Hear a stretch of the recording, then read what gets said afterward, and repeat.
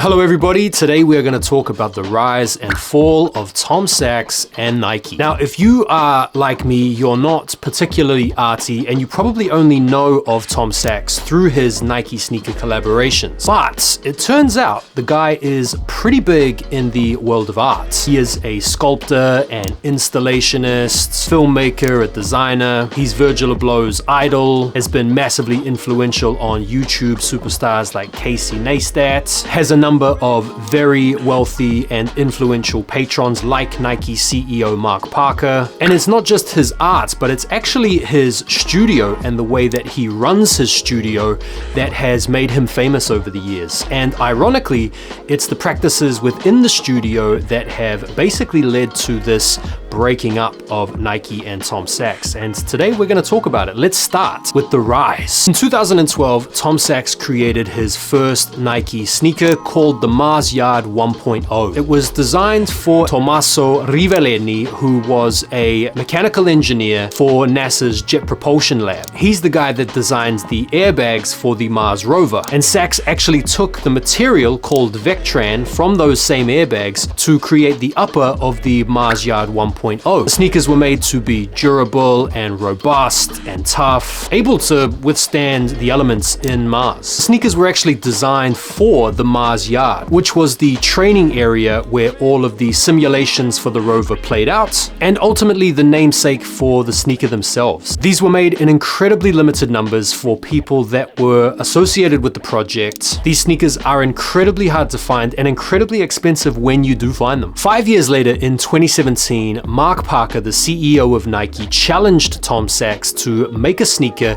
fit for the everyday consumer, and so he decided to use the 1.0 as a base, but make a few subtle tweaks and changes. The Vectran material was swapped out for a patent polyester. The native scheme remained with the unstained polyurethane and the natural gum outsole, and the upper was streamlined to make it a little bit more user-friendly. And they were limited to 8,000 pairs, and because of the durability, because of the wearability and the colorway and all the storytelling and the association with Tom Sachs, these were very hype and continue to be very hype to this very day. In fact, this is the sneaker that most of us tend to associate Nike to Tom Sachs with.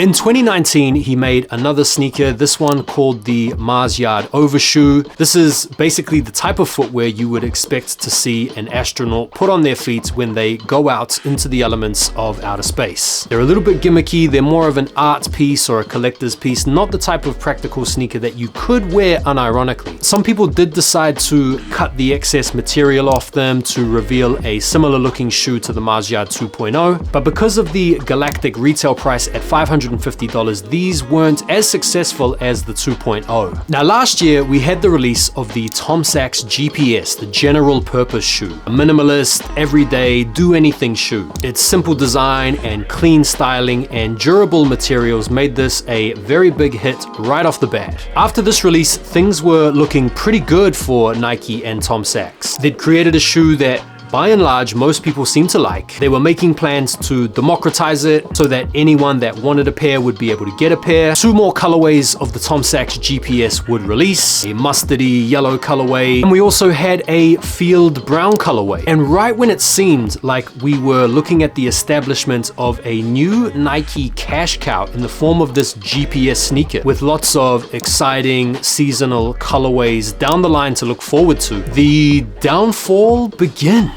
According to High Snobiety, the rumors are true. Tom Sachs and Nike are over.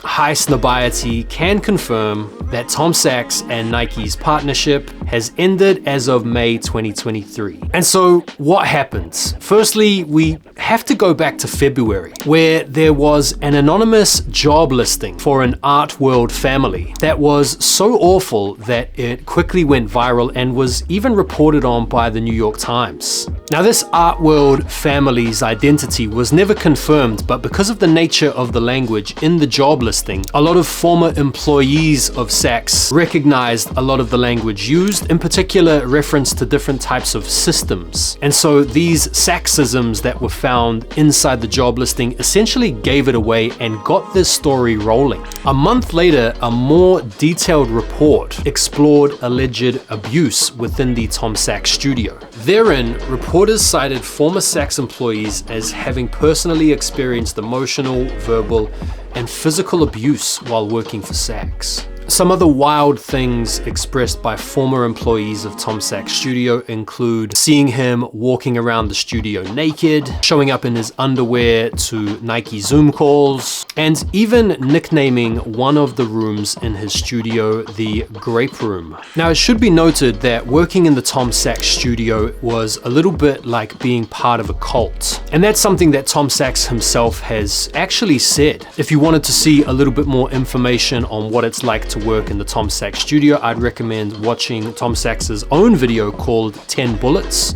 My own impression is that it is very organized, very regimented, and done in a manner very befitting to Sachs's own personal and professional taste. All of the serious allegations have been denied by Tom Sachs's representatives and the studio en masse. And in the past week, we have finally heard from Sachs directly, who issued a statement. In it, he says, "I deeply regret anyone ever felt less than supported, safe, and fulfilled within my studio, but it's clear that some people did." He goes on to say, "To be clear, over my 20-year career, I have never harassed anyone or tried to make anyone feel uncomfortable." He also shared a letter that he sent to his employees back in March, expressing regrets and plans to improve workplace policies. Nike have not made any categorical statements regarding the entire situation. Key representatives have only been quoted as having delivered a very brief statement saying, "We are not working with Tom's studio at this time and have no release dates planned." And so what that says to me is everything is kind of on halt rather than everything is absolutely over, at least in this moment. A lot of people have been quick to point out the interesting parallels between Nike divorcing Kyrie Irving for what went down last year and then not severing ties with Sachs immediately, given the gravity of the allegations levied against him in recent times. And so what do you guys think? Do you think there is a potential double standard at play? Do you think Nike are maybe taking a little bit of time to investigate all of the different allegations and findings?